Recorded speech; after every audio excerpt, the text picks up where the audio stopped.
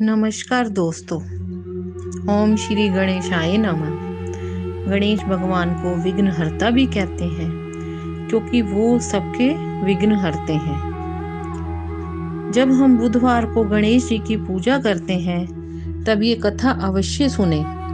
इसके सुनने से आपके पति की लंबी उम्र होगी व आपके मायके में भी सुख समृद्धि होगी। अब गणेश जी की कथा आरंभ करते हैं। बहुत समय पहले की बात है कि एक परिवार में भाई और बहन रहते थे। उन दोनों भाई बहन का आपस में बहुत ही प्यार था और जो बहन थी वो अपने भाई से बहुत प्यार करती थी। कुछ समय बाद बहन की शादी हो गई, पर बहन एक भी दिन अपने भाई का चेहरा देखे बिना नहीं रह सकती थी और वो अपने पति से भी बहुत प्यार करती थी। और उस बहन का एक नियम था, वह रोज सुबह जल्दी उठती थी और जल्दी से अपना सारा काम करके अपने भाई से मिलने और उसका चेहरा देखने के लिए उसके घर जाती थी। और वो जिस रास्ते से जाती थी वह जंगल से जाता था और कई बार जंगल के झाड़ियों के कांटे उसके पैरों में लग जाते थे। एक दिन की बात है कि रोज की तरह जब वह भाई से मिलने जा रही थी तो उसे रास्ते में एक पीपल का पेड़ दिखाई दिया और उस पीपल के पेड़ के नीचे गणेश भगवान जी की मूर्ति रखी थी।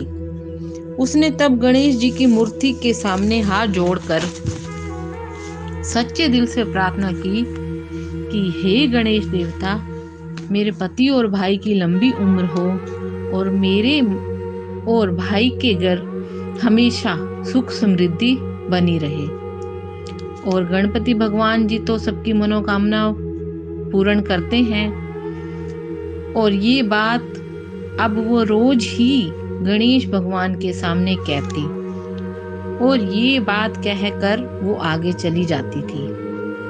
कई बार उसके पैरों में कांटे चुभ जाते थे। एक दिन वो अपने भाई के पास पहुंची और अपने भाई का चेहरा देखा और फिर वो आराम से बैठ गई।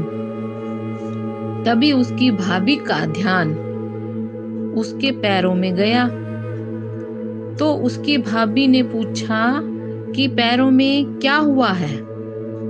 तब उसने अपनी भाभी को जवाब दिया कि जब मैं आती हूँ तो रास्ते में पैरों में कांटे चुभ जाते हैं क्योंकि रास्ते में सारी झाड़ियाँ ही झाड़ियाँ हैं। ऐसा कहकर वो अपने घर चली गई।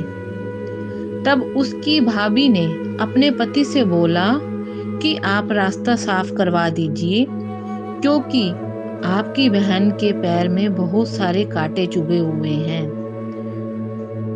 और फिर भाई ने क्या किया, कुल्हाड़ी लेकर सारी झाड़ियों को काट कर रास्ता साफ कर दिया और उस पेड़ को भी काट दिया जहां पर गणेश जी की मूर्ति रखी थी। इससे गणेश जी का जो वो स्थान था वो वहां से हट गया। और तब गणेश भगवान जी गुस्से में लाल हो गए और उसके भाई के प्राण ले लिए और वह मर गया। तभी सभी लोग उसके भाई को अंतिम संस्कार के लिए ले जाने लगे।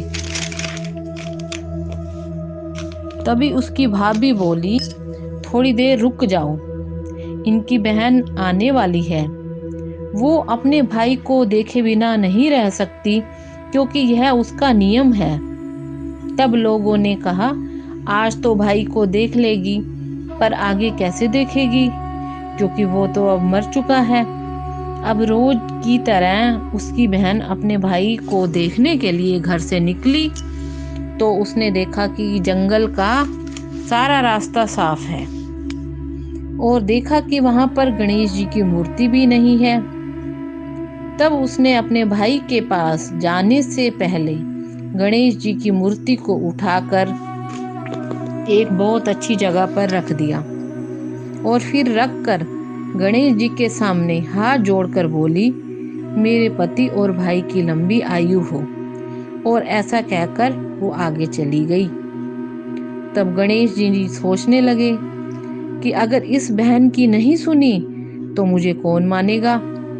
तब गणेश जी ने उसे आवाज लगाई और कहा कि इस खेजड़ी की 7 पत्तियां ले जा और इसे कच्चे दूध में घोलकर अपने भाई के ऊपर छींटा मार दियो, वो उठकर बैठ जाएगा। यह सुनकर जब उसने पीछे मुड़कर देखा तो वहां पर कोई भी नहीं था। फिर उसने सोचा कि जैसे मैंने सुना है मैं वैसा ही करूंगी। फिर उसने खेजड़ी की 7 पत्तियां तोड़ी और उसको लेकर भाई के घर चल दी। जब वह भाई के घर पहुंची तो उसने देखा कि वहां बहुत सारे लोग खड़े हैं और उसकी भाभी रो रही थी और उसके भाई की लाश रखी थी। तब उसने खेजड़ी की 7 पत्तियां निकाली और उसे दूध में घोलकर भाई के ऊपर छींटा मार दिया। तभी उसका भाई उठकर बैठ गया और बोला कि मुझे गहरी नींद आ गई थी और मैं सो गया था। तब उसकी बहन बोली कि ऐसी नींद तो किसी को भी ना आए, और उसने सारी बात अपने भाई को बता दी। तो ये है गणेश देवता की कहानी। हे गणेश देवता, जैसे आपने उन भाई बहन पर कृपा की वैसे ही सब पर कृपा करना और सबका कल्याण करना। अगर कथा में कोई त्रुटि हो गई हो तो गणेश भगवान जी माफ करना। बोलो ओम श्री गणेशाय नमः। यदि आपको गणेश जी की कथा अच्छी लगी है तो कमेंट बॉक्स में श्री गणेशाय नमः लिखना ना भूलें। आप सभी का बहुत बहुत धन्यवाद और चैनल को सब्सक्राइब करना ना भूलें।